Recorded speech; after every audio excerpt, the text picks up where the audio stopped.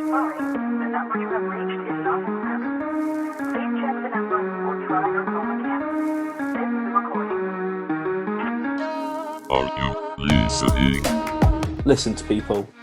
Learn what you can. What is racist and what is just ignorance? If you've got a friend or an ally or somebody in your corner there to support you, amazing. I just can't wait for the day where we're no longer pleasantly surprised that someone is LGBT+. Ask questions on a personal level, do better. Asking pronouns. It was like the moment that I realised I was different. Winning that award topped this year off for me. Because without you, this world wouldn't be the same. Are you listening? Are you listening?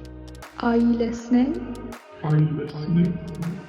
Hello and welcome back to Are You Listening, the Oxfordshire Youth podcast. Today we're going to be chatting about getting a job when you have a disability, what kind of rights you're entitled to, and yeah, let's get started. I'm thrilled to be joined today by T, Esah and Jamal. You guys want to tell me a little bit about yourselves? T, do you want to go first? Hi, my name's T. I'm 19 and I'm a part of this podcast.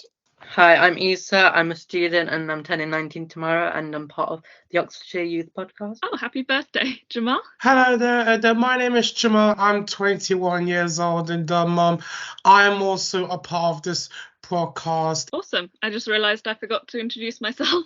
I'm Molly, I'm 19 and I'm a student. And yeah, I'm very excited for today's episode.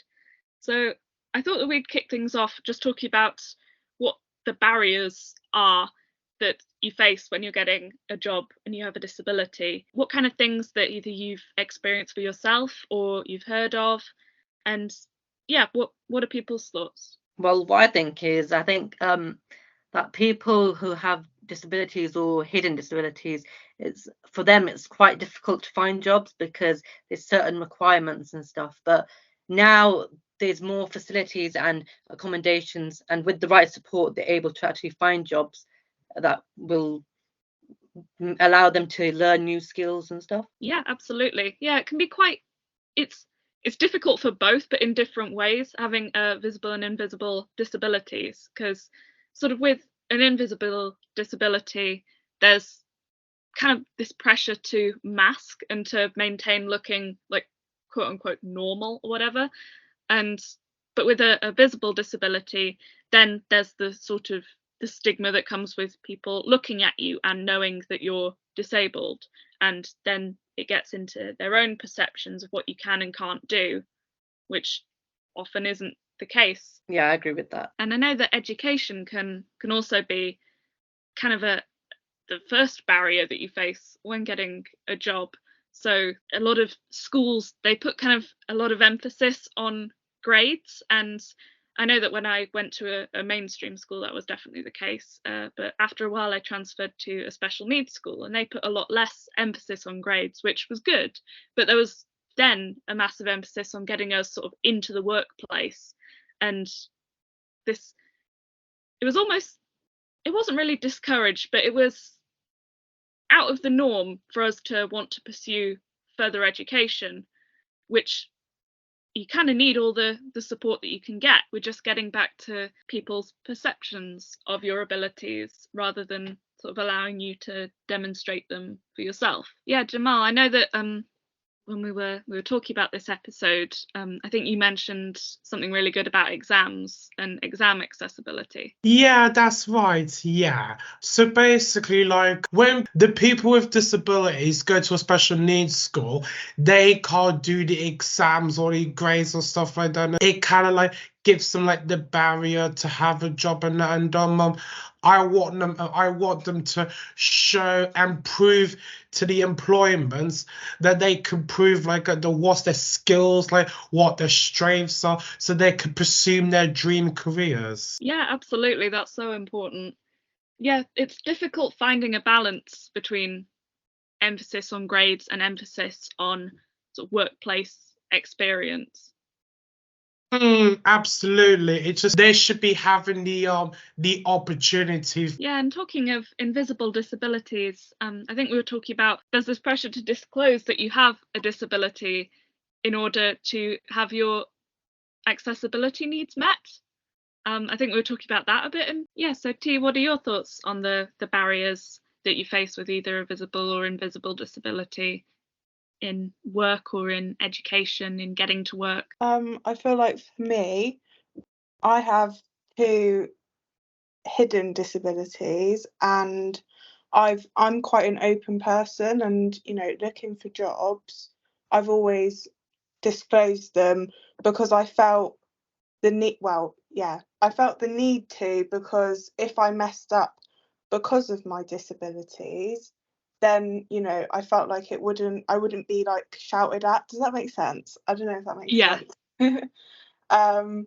Like I felt like it would be like okay because I've told them. I've also had experiences where I've told people about my disability and they've said, "Oh, I don't need to know that. It doesn't matter."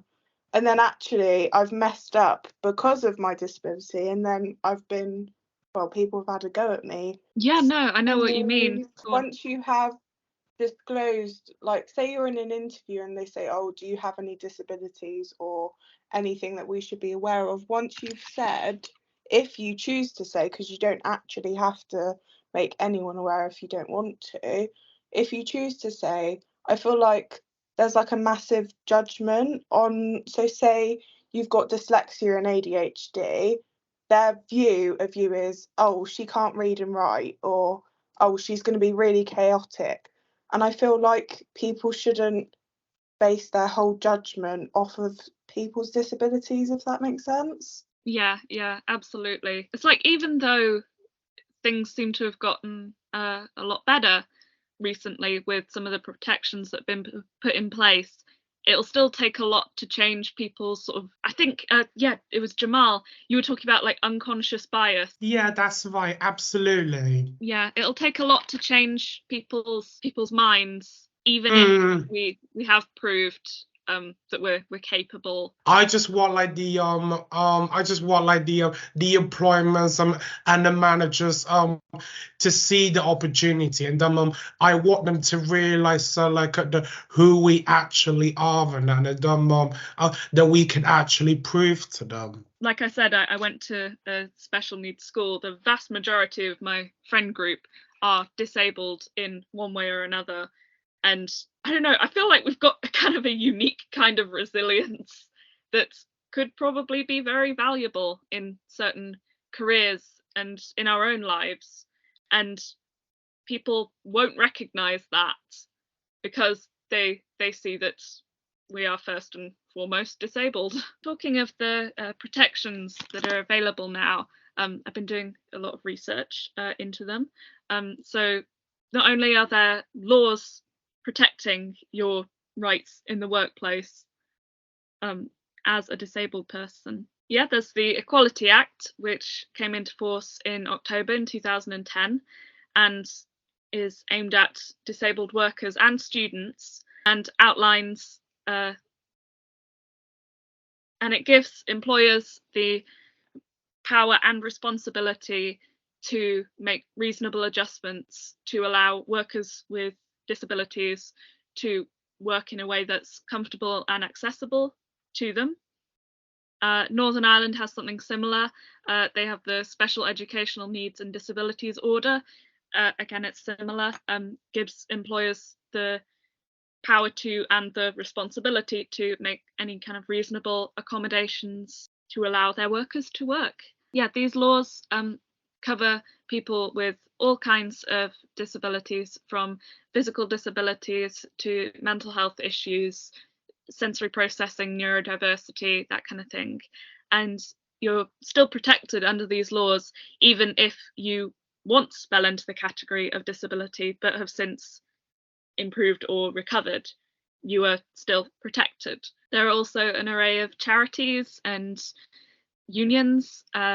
I know a lot of workplaces will have unions that are specific to that workplace, but there is the Disability Union, which is throughout the UK, and they offer courses through the Disability Union Skills Academy and access to one-to-one support with a caseworker, so you can discuss your career sort of on a more personal basis with somebody who knows the law and knows how to best advise you. I totally agree. I just want them to like to show I want like the policy law to have to to give the disability people respect of what they need in the employment, say like kindness, fairness, and really good friendly. And I just they don't need to be given like strictly being so hard, being so bossy, and they just need in employment in the easy way. Yeah, absolutely. Laws and regulations are definitely the best place to start, but it really needs to be on sort of a more personal basis with employers and with colleagues. I was wondering if anyone had any ideas for any other kind of, well, legislation or just accommodations in the workplace that would make things easier for you personally or for everyone, really. Everyone can benefit from accessibility. Esah, do you have any ideas? I think educating employers about the abilities and strengths of people with disabilities can challenge like stereotypes and unconscious biases. Like if you promote the disability inclusion, that can then lead to more inclusive hiring practices and workplace environments. Yeah, absolutely. The Equalities Act doesn't just benefit people with disability, it also protects against racism, gender-based discrimination, discrimination based around sexuality, age, everything. Yeah, everyone can benefit from accessibility. Actually, I think if like organizations and companies start providing mentorship like programs or support networks that are specifically tailored to like disabled individuals, that could probably like offer them more guidance, resources, and connections that can probably enhance their job search and career development. Yeah, absolutely. That's a really good idea. You made a really good point about mentor programs. Do you want to expand on that a bit? Yeah, I mean, I think the government should like implement programs and incentives to encourage like businesses to hire people with disabilities, and it could, like include probably tax benefits, grants, or subsidized employment programs or stuff like that. Yeah, that would be a really good idea. Because I think if they like implemented that, it would like create more inclusive and diverse workforces that could possibly value the talents and contributions of all individuals, like regardless of their disabilities. Yeah, that would be amazing. Yeah, unfortunately, a lot of the time, companies will be focused mostly, for better or for worse, on money, and giving sort of broad spectrum accessibility does cost money. So any kind of grants from the government to allow workplaces to become more accessible or to hire more disabled people would be great. Maybe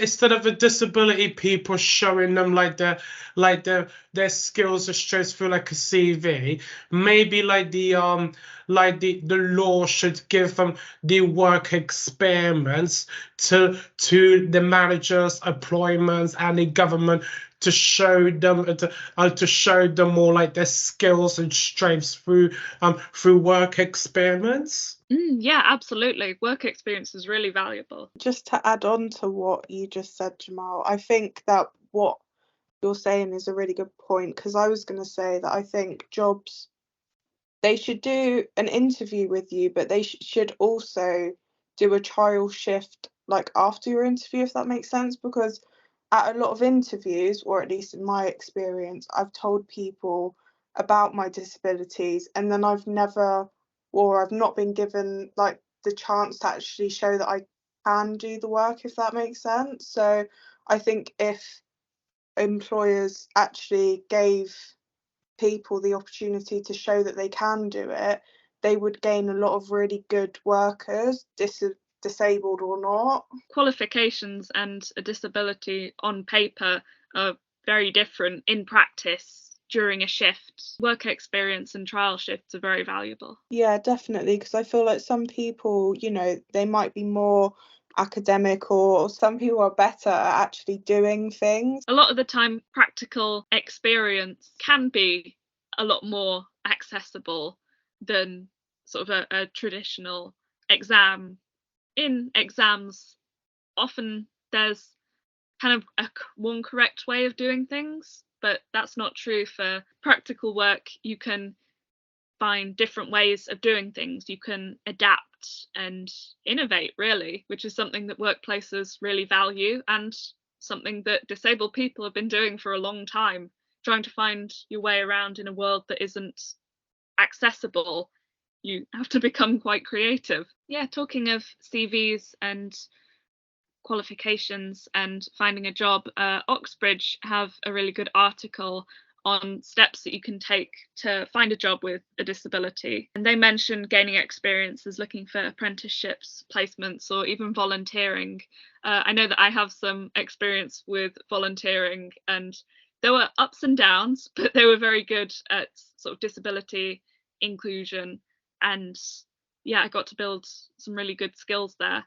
Does anyone else have any experience with sort of apprenticeships or with doing work experience? I do, but I didn't. Well, I had like an interview with this charity. I think it's a charity. They employ people with disabilities and all disabilities, and they pay you to do it, and they teach you how to make ice lollies, which sounds really silly, but it's like not got any chemicals in it, and it's like healthy ice lollies, if that makes sense. I didn't get I didn't get the job because I had a job, but they look for people who are that like really unemployed and are really struggling to find a job, and I think it's a really good charity, and I think there should be more things like that. You're right. I think it's I think it's Yellow Submarine in Oxford.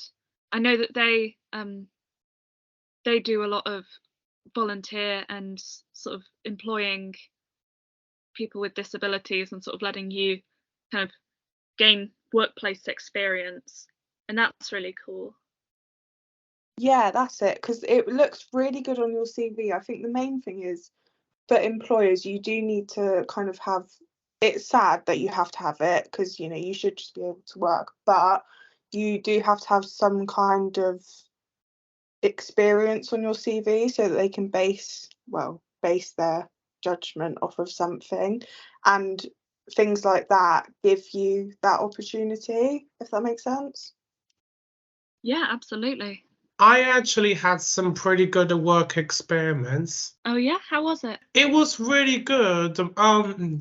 My work experiments, it was when I was serving hot drinks, cold drinks, and really good hot snacks and foods and that, and to customers, like serving customers, talking to people, being as a teamwork, all sorts of really good different things.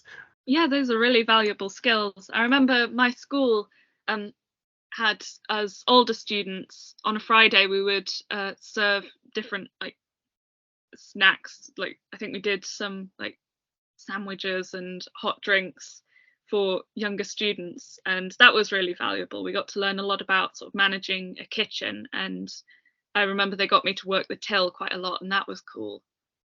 And obviously we had to do a lot of the cleaning and keeping food safe, which was very interesting to learn about and very useful. Yeah, I actually got till trained this one, and that was also one of the amazing skills that I got to achieve. Yeah, that's really important.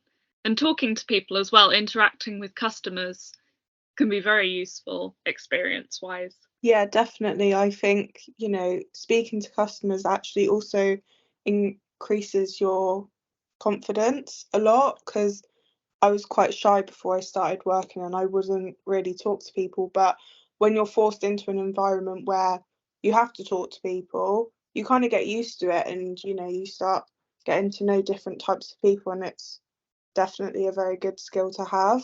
Yeah, I think it proves to the employers that you have like the capability of being in that job. There's also Disability Confident, which is a government scheme which allows employers to register to improve how they recruit and help develop the careers of their disabled employees. During this process, employers are rigorously assessed, but the stages to becoming a disability confident employer are easily accessible to smaller businesses as well, which is good. And it's a certification to show that workplaces are taking the correct steps to becoming more accessible. The Oxbridge article that we were talking about also touches on interviews and what to ask your employer during an interview and what they can and can't ask you.